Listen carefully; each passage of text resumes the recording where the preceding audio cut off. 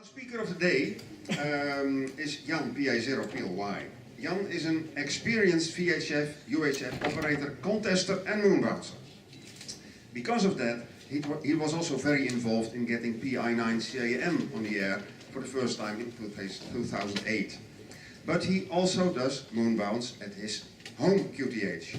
He uses a 3-meter dish for 23 centimeter and 3 centimeter, and on 70 centimeter he uses a Yagi array. Because of bad weather, he lost a part of that array. As we know, EMEers never give up, so he used this setback as a chance to try something new. We are in this hobby to experiment and to learn. I heard Jan saying the same. Jan will now share the outcome of his experiments with us. The floor is yours. Okay, thank you, Jan. Yes, most of the presentations I have seen today are with a positive result. This one actually is not.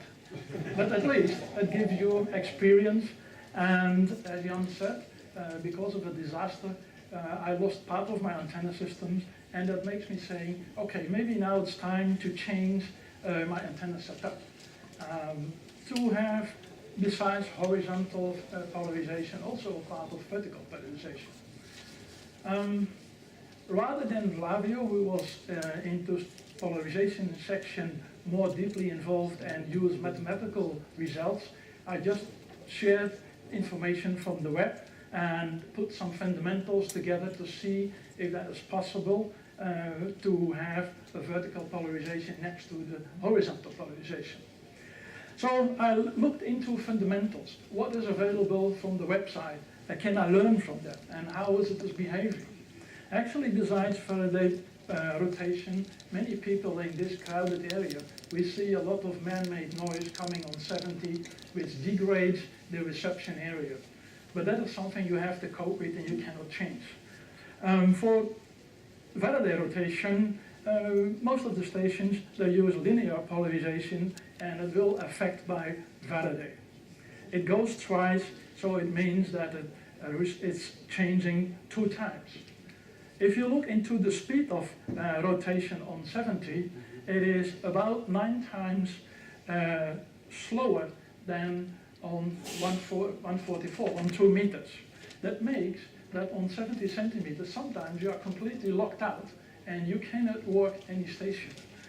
That's different from lower bands. On 2 meters, I have recently some experience.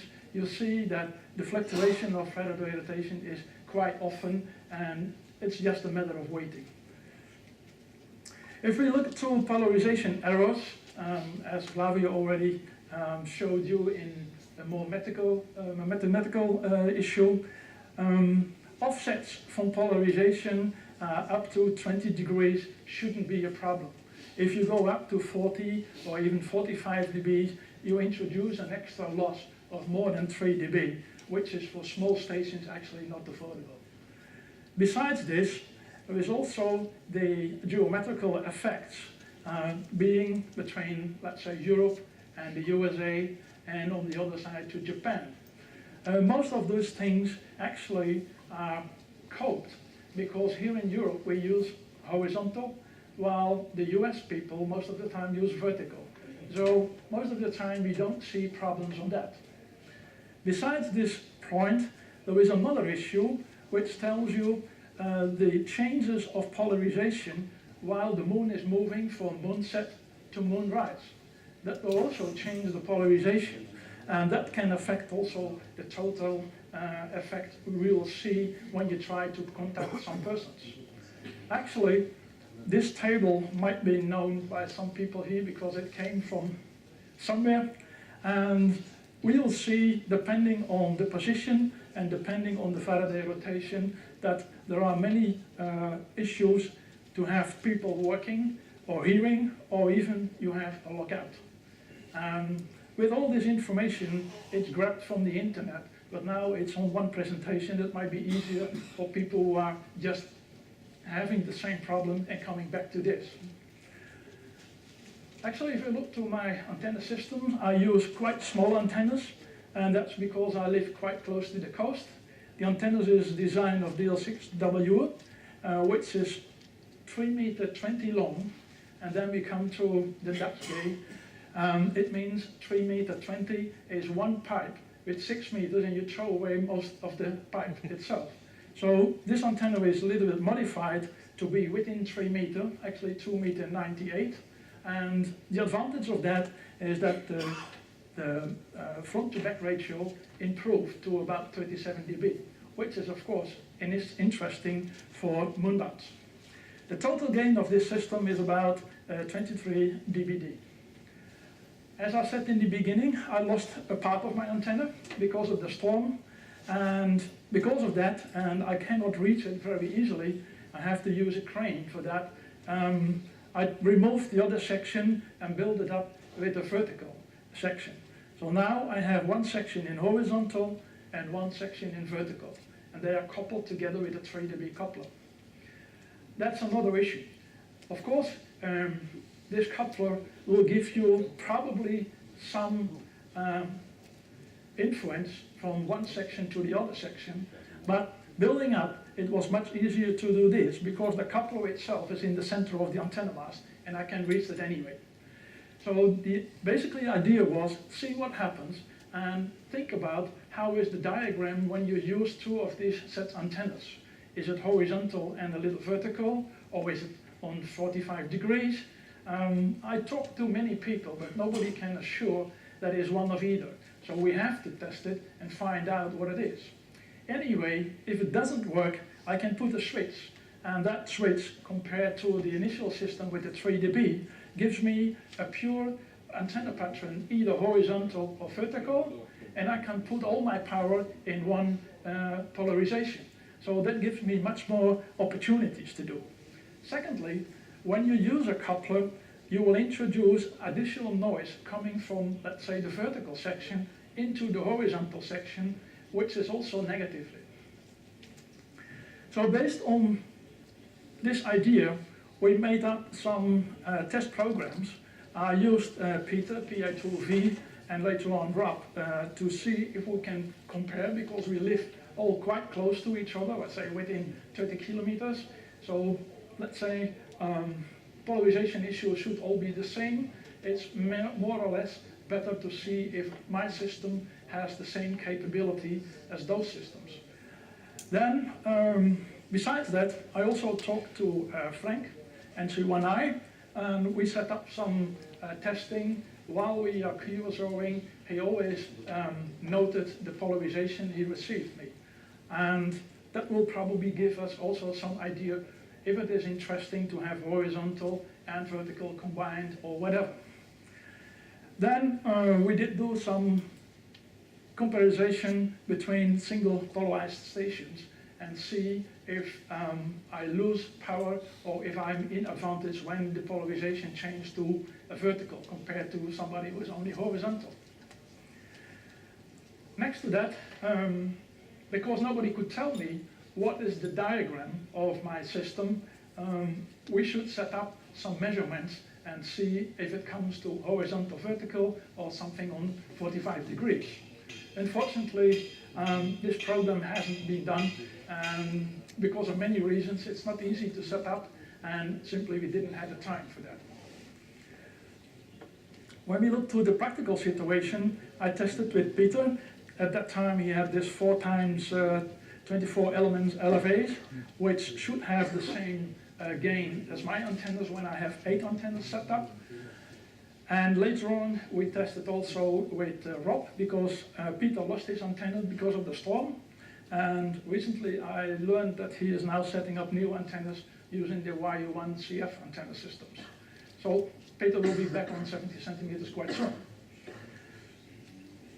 So what happened is that during the time we were testing with my system, we saw that most of the time the reports for me were less than Peter, in the average of 3 to 4 dB. And that was of course known because I lost 3 dB of one section of my antenna. So at least it confirms that my horizontal section will give me 3 dB less than the total system. Besides that, I tested also with ES3 RF. He has a possibility to check my system horizontal and vertical. So he could see within Europe if there is any advantage of using it. And even that, it didn't show so much difference. That's actually interesting to see, but at least I know I lost 3 dB because of half of the antenna system. So this is there for about, I think, 1 year. And all the time, making QSOs, I only had one time the advantage of the vertical section. So then, would it be worth to complete this and contune with a section which is vertical and horizontal? Or should I go back to a complete horizontal system? Again, I wanted to test to make sure that the 3 dB loss is properly. So I tested with Rob, which is also close to me, and we checked with the beacon in England, and he compared also the 3 dB is still there.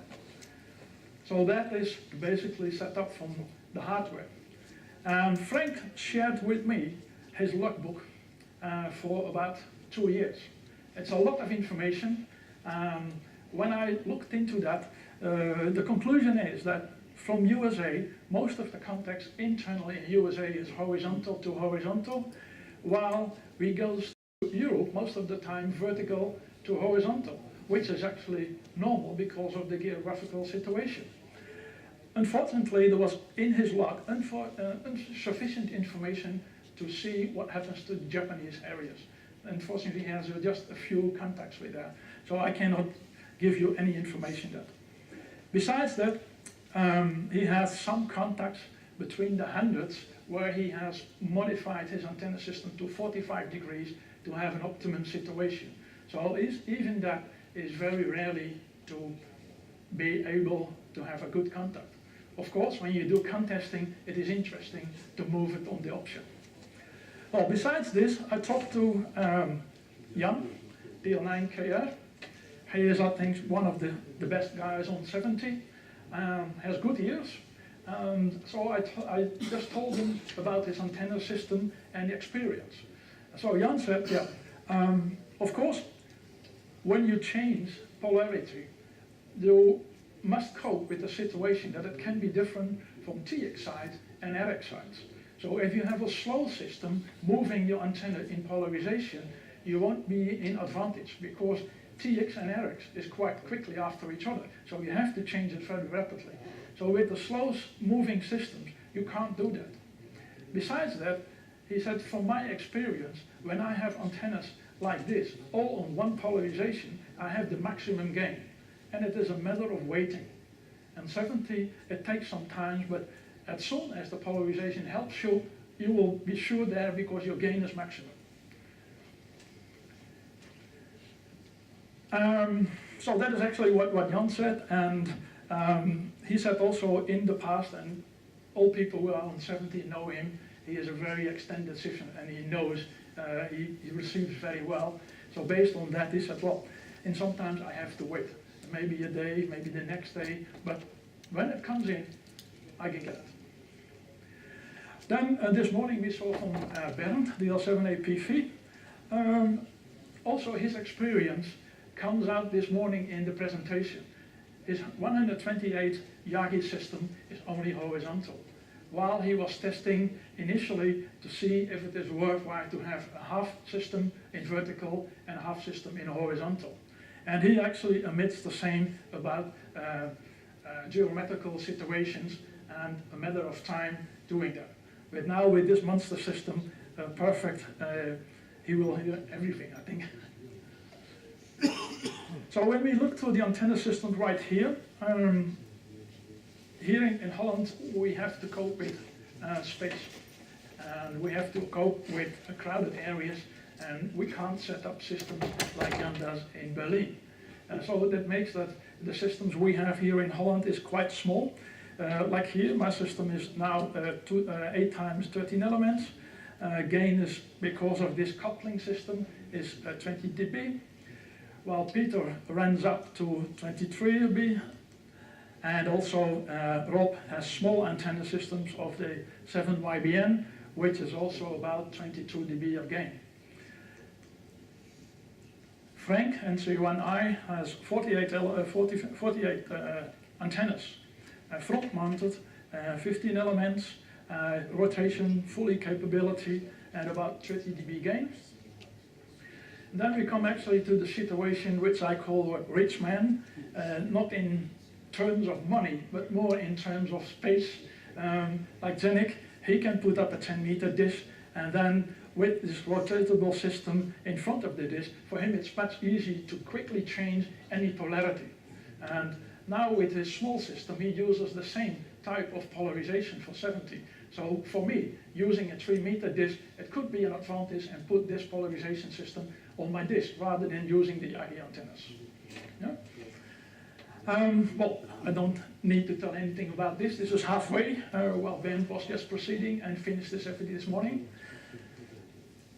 So poor man's solution, most of the time, is just patience. Wait until it comes up, and then it will help. Although there is some development, and John, ZSS-JON, actually combined an XY Yagi for 70 based on this YBN ideas. This is the first prototype he made, and this morning I know that he is just working with a similar system for Bernie and uses more antennas.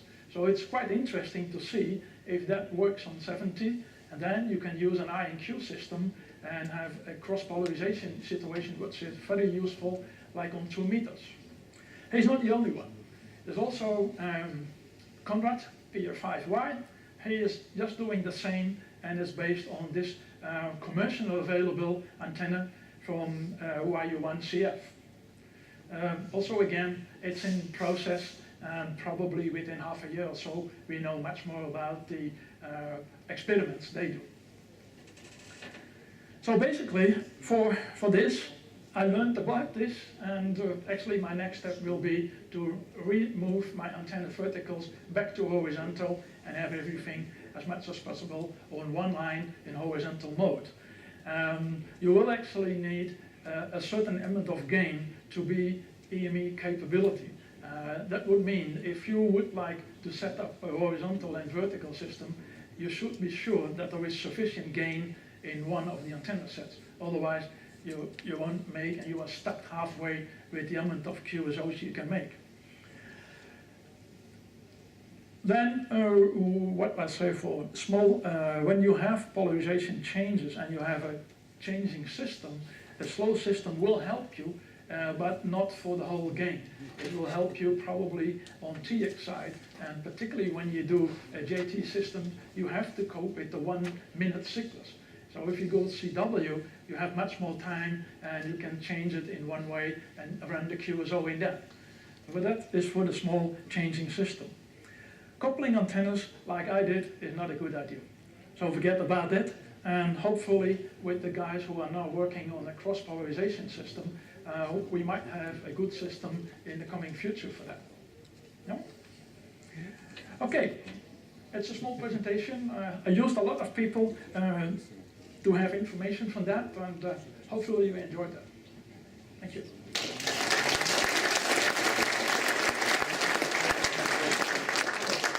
Thanks very much, Jan. Maybe there are some questions. We have some time. Yes, there is a question. Peter. Yeah, G3MTF, just for clarity, you showed a switch, but they're actually combined in a 3dB combiner, are they? I used the combiner, Yeah. and I intended to use that to replace it by a switch, but I never did. So you switch between? No. No, so you do combine? I had a combiner, Okay. but the results I had with the combiner was that disastrous that I made myself the decision to just move the one section from vertical back into horizontal. Okay. So I don't need a switch anyway. Okay, thanks. Okay. Yes. Did you shift the phase between horizontal and vertical polarization Did when you I? combined it? Yeah, just the 3dB coupler. Yeah, no, and no. Adjustment in phasing? Yeah, it's No. not quarter wave. I used the similar setup as I do on the horizontal sections. So the distance between the antennas was maintained. The only thing I did was move the box into the vertical position. So That's you all I did not move it to circular polarization. No. You never tried it. No. Okay, that could be also interesting. Okay, thank you. More questions? questions anymore. Jan, thank you very much. Okay. And also the book.